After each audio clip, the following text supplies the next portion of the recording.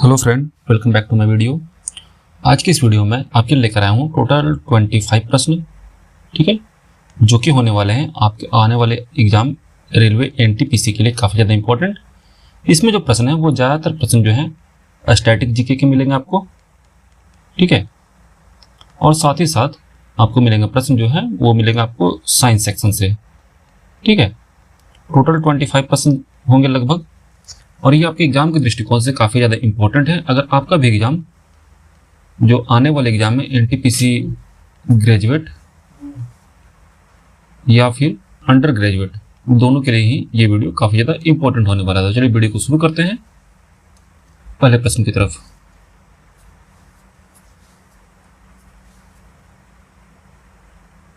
पहला प्रश्न है कि शरीर में जब पेट में ज़्यादा एसिड बनता है तो उसे कम करने के लिए कौन सा पदार्थ उपयोग किया जाता है?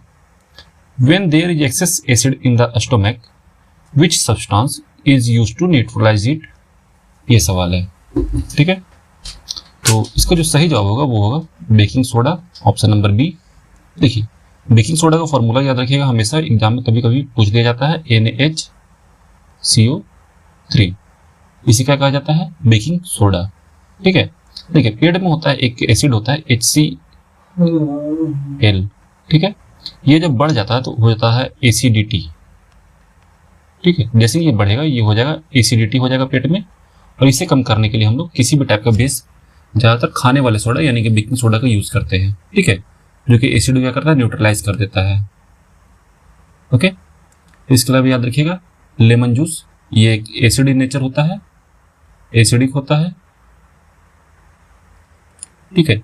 इसका पीएच मान कितना होता है? लगभग 2 या 3 के लगभग होता है इसका पीएच मान। बेकिंग सोडा जो है ये क्षारीय होता है, विनेगर ये भी एसिड होता है, ठीक है, और रेड चिली ये एसिडिटी को बढ़ाती है, ये एसिडिटी को बढ़ाती है, आपको ध्यान रखना है, ठीक है। एसिडिटी को क्या करती है? बढ़ाती है, ठीक है। आगे बढ़ते हैं अगले क्वेश्चन की तरफ। अगला क्वेश्चन देखिए, अगला क्वेश्चन है कि एशिया का सबसे पुराना स्टॉक एक्सचेंज कौन सा है? ठीक है, एशिया का सबसे पुराने स्टॉक एक्सचेंज की बात हो रही है, तो याद रखिएगा which is the oldest stock exchange in Asia. इसका सही जवाब जो होगा वो होगा Bombay stock exchange, option number B सही होगा।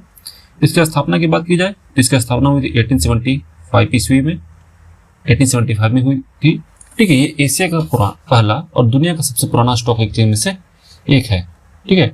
इसके अलावा बात की जो और भी ऑप्शन दे रखे हैं, नेशनल स्टॉक एक्सचेंज, इसकी एस्टेब्लिशमेंट हुई थी 1992 को, एग्जाम में कभी कभी पूछ देता है।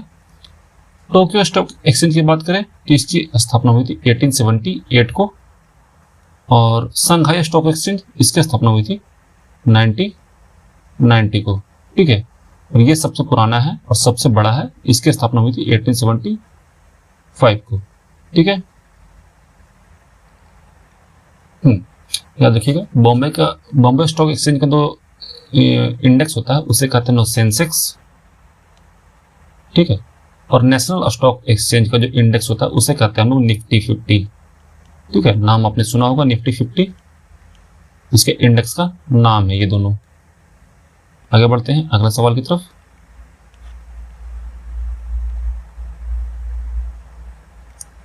अगला प्रश्न जो है वो है अजमेर में स्थित 2.5 दिन का झोपड़ा किस वंश के शासनकाल में बनाया गया था? The monument 2.5 Din Ka Jhonpra in Ajmer was built during which dynasty, ठीक है। तो याद रखिएगा किस डायनेस्टी में इसका स्थापना बनाया गया था। तो याद रखिएगा इसको जो बनवाया गया था किस डायनेस्टी के यानी किस वंश के शासनकाल के दौरान बनाया गया था? तो ये बनाया गया था ऑप्शन नंबर बी गुलाम डायनेस्टी यानी कि स्लेव डायनेस्टी के शासनकाल के दौरान बनाया गया था, ठीक है। ये कब बनाया गया था? ये बनवाया गया था 1199 यानी कि 1199 ईस्वी में। किसके द्वारा? कुतुबुद्दीन ऐबक के द्वारा। किसके द्वारा? याद रखिएगा कुतुबुद्दीन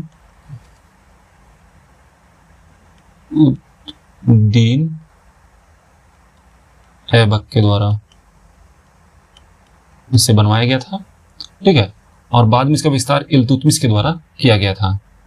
बात की जाए डायनेस्टी की तो थोड़े से ध्यान दे लीजिए आप। खिलजी डायनेस्टी जो है इसके स्टार्टिंग हुई थी 1290 ईस्वी में, ठीक है। तुगलक डायनेस्टी की बात करें तो इसकी स्टार्टमेंट हुई थी 1320 में, और लोधी डायनेस्टी की बात की जाए तो इसके स्टार्ट हुआ था 1451 में, ठीक है। बात की जाए कुतुबुद्दीन ऐबक का तो इन्होंने कुतुब मीनार बनाया है, एग्जाम में पूछ देता है कभी कभी कुतुब मीनार, यह भी कुतुबुद्दीन ऐबक के द्वारा बनवाया गया है। ओके, आगे बढ़ते हैं। अगला सवाल है कि भांगड़ा के महिला नृत्य रूप को क्या कहा जाता है? What is the female dance form corresponding to Bhangra? Bhangra एक पुरुष डांस है, इसके फीमेल फॉर्म को क्या कहा जाता है? इसके फीमेल फॉर्म को कहा जाता है गरबा, गरबा नहीं, गिद्दा। ऑप्शन नंबर ए सही होगा। एक सेकंड,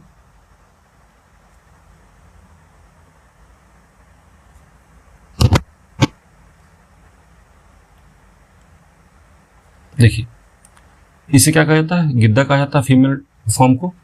गरबा की बात की जाए तो ये गुजरात का नृत्य है एक,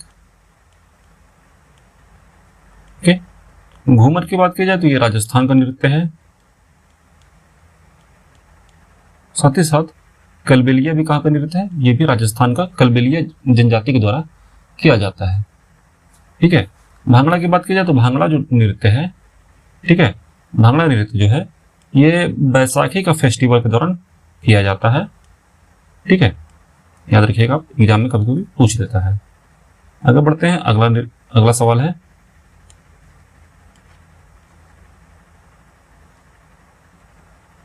डेजर्ट नेशनल पार्क किस दुर्लभ पक्षी के लिए प्रसिद्ध है? Desert national park is famous for which endangered bird?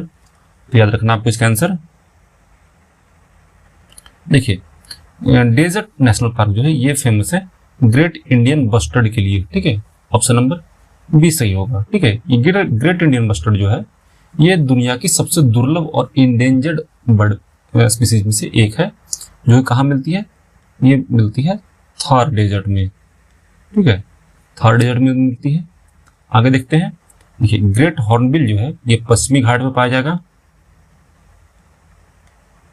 पश्चिमी घाट में पाई जाने वाली एक बर्ड है। पीकॉक जो है इंडिया का नेशनल बर्ड है, और बंगाल फ्लोरिकन जो है ये घास के मैदानों में पाया जाता है।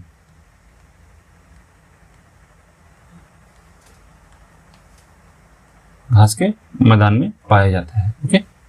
आगे बढ़ते हैं। अगला सवाल है सतपुड़ा पर्वत श्रृंखला का सबसे ऊंचा शिखर कौन सा है? याद रखना है आपको।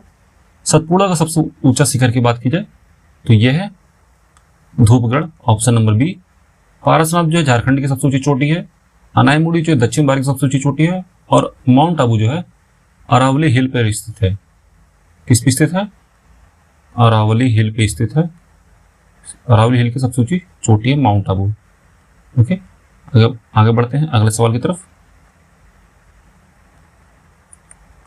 गंगा नदी के सहायक नदी नहीं है और सीधे बंगाल के खाड़ी में गिरती है। Which river is not a tributary of the Ganga and directly fall into bay of Bengal? देखिए पहला कंडीशन क्या है कि गंगा नदी की सहायक नदी नहीं हो, और दूसरा है कि बंगाल के खाड़ी में गिरती हो, तो यह है Mahanadi, option number D. Ghaghara, Gomti और कोसी ये तीनों ही गंगा की सहायक नदियां हैं, ठीक है। महानदी कहाँ से निकलती है इसको याद रख लीजिए, ये निकलती है छत्तीसगढ़ से, एग्जाम में कभी कभी पूछ देता है, ठीक है। आगे बढ़ते हैं। अगला सवाल है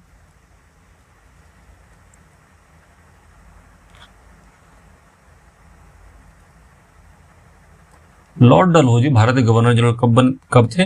Lord Dalhousie served as governor general of India during which period? तो इसका पीरियड था 1848 से 1856, ऑप्शन नंबर सी, ठीक है। इन्होंने बहुत सारे काम किए थे इंडिया में, जैसे रेलवे, ठीक है। इसके बाद बात की जाए टेलीग्राफ और पोस्टल रिफॉर्म। साथ ही साथ इनका एक फेमस है डॉक्ट्रिन ऑफ लैब्स, हड़प की नीति,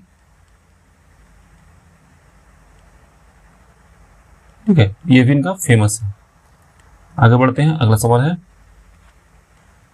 प्रसिद्ध त्रिमूर्ति किस गुफा में स्थित है? The famous Trimurti sculpture is located in which कैव?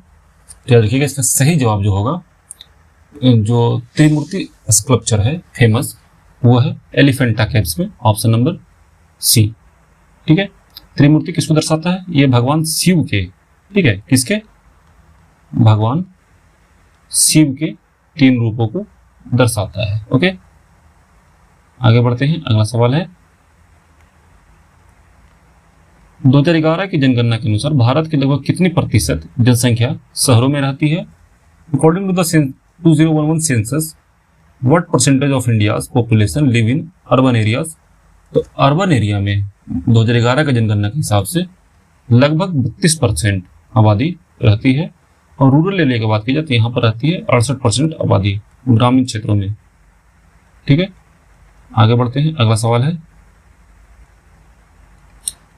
कि सीपीआई का पूरा नाम क्या है? What is the full form of CPI in economics? खास करके अर्थशास्त्र में बोला जा रहा है। तो देखिएगा, ये होता है कंज्यूमर प्राइस इंडेक्स। ठीक है, ऑप्शन नंबर बी सही होगा। आगे बढ़ते हैं। अगला सवाल है,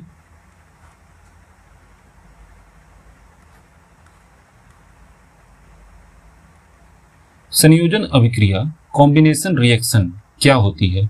what is a combination reaction?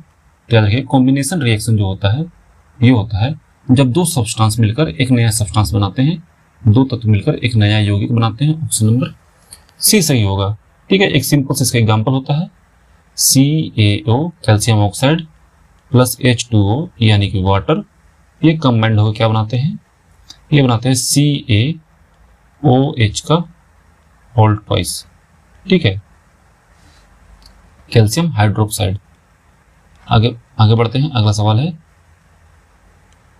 Super conductor में मिसेनर इफेक्ट के कारण क्या होता है?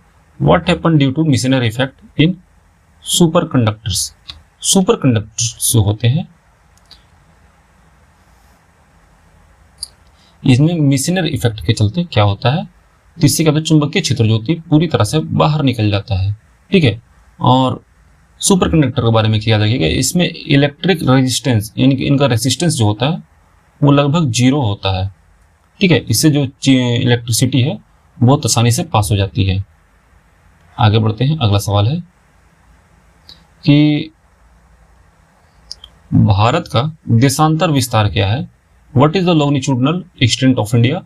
याद रखिएगा, भारत का जो देशांतर विस्तार है वो है 68 डिग्री 7 मिनट ईस्ट से 97 डिग्री 25 मिनट ईस्ट तक। ठीक है, ऑप्शन नंबर सी होगा। लॉन्गिट्यूड की बात की जाए तो ये होती है 68 डिग्री 7 मिनट, सॉरी लॉन्गिट्यूड ही बोला गया है, तो लैटिट्यूड देख लीजिए। लैटिट्यूड जो होता है वो होता है 8 डिग्री 4 मिनट नॉर्थ से 37 डिग्री 6 मिनट नॉर्थ तक।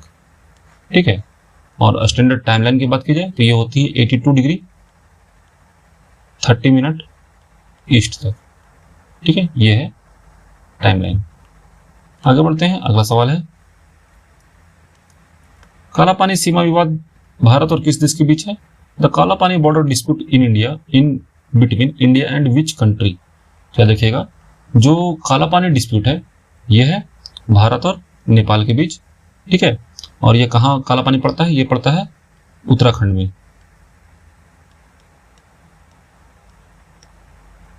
उत्तराखंड में पड़ता है। आगे बढ़ते हैं। अगला सवाल है,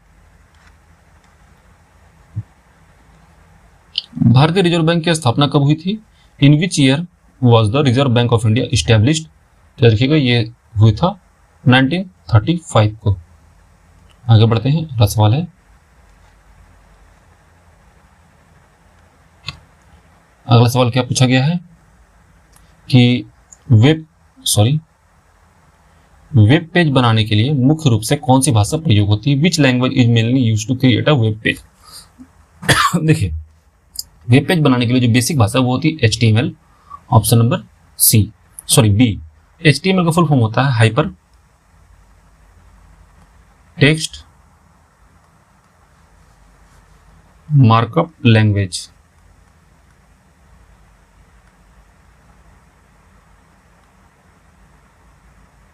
ठीक है, ये होती है HTML की फुल फॉर्म। CSS, देखिए इसमें और भी कुछ काम होता है, जैसे कि एक फेमस होता है CSS, इसका यूज करते हैं स्टाइलिंग के लिए,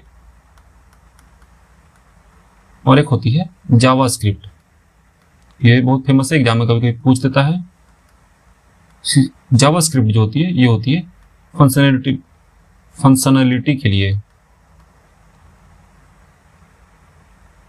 ठीक है, एग्जाम में याद रखना आपको, एकदम भूलना नहीं इन चीजों को, तो एग्जाम में गड़बड़ हो जाएगी। आगे बढ़ते हैं। International rice research institute IRRI का मुख्यालय कहाँ है? Where is the headquarter of the international rice research institute IRRI? तो याद रखिएगा, इंटरनेशनल राइस रिसर्च इंस्टीट्यूट का जो हेडक्वार्टर है ये पड़ता है फिलीपींस, ऑप्शन नंबर बी, ठीक है। इसका फिलीपींस कंट्री है, जगह का नाम याद रखिए लॉस बानोस, इस जगह पर ये स्थित है, ठीक है। इसका काम क्या है? राइस का प्रोडक्शन और रिसर्च के लिए, रिसर्च में बढ़ावा देना। आगे बढ़ते हैं, अगला सवाल है, राज्य का अधिवक्ता एडवोकेट जनरल का उल्लेख संविधान के किस अनुच्छेद में है? Which article of India constitution mention the advocate general of state?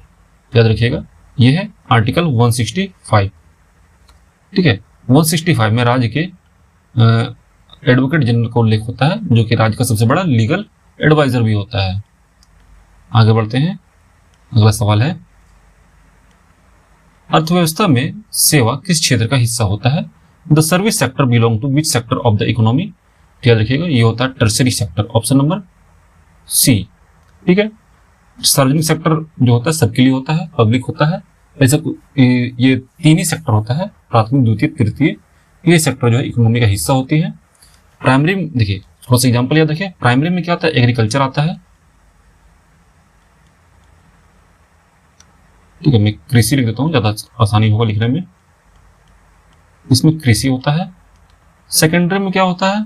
इसमें आती है उद्योग, जितना भी उद्योग है सारा सेकेंडरी है। और टर्सरी में सेवा आती है, जैसे बैंक, पुलिस, ये सब क्या है? सेवा है, तो ये टर्सरी में आती है, ठीक है। आगे बढ़ते हैं, अगला सवाल है, तरंग यानी कि वेव का शिखर किस बिंदु को कहते हैं? The crest of a wave refer to which point? याद रखिएगा, इसे कहते हैं मैक्सिमम डिस्टर्बेंस, यानी कि अधिकतम विक्षोभ, ऑप्शन नंबर सी सही होगा। लोवेस्ट पॉइंट को क्या कहते हैं? इसे लोवेस्ट पॉइंट को कहा जाता है ट्रॉफ, ट्रफ ट्रफ ट्रफ। आगे बढ़ते हैं, अगला सवाल है, मेंडलीव के समय कौन से तत्व खोजे नहीं गए थे? देखिए, मेंडलीव के टाइम में मेंडलीव जो थे वो एक केमिस्ट्री के साइंटिस्ट थे। उन्होंने पीरियोडिक टेबल बनाया था, ठीक है। Which element where not discovered during Mendeleev time? तो मेंडलीव के पीरियोडिक टेबल बनाने के टाइम में कौन से दो तत्व नहीं थे? तो याद रखिएगा, मेंडलीव ने आवर्त सारणी कब बनाई थी? 1869 में। और उस टाइम में रेडॉन और पोलोनियम ये नहीं थी, ठीक है। पोलोनियम की खोज बाद में मैरी क्यूरी ने की थी।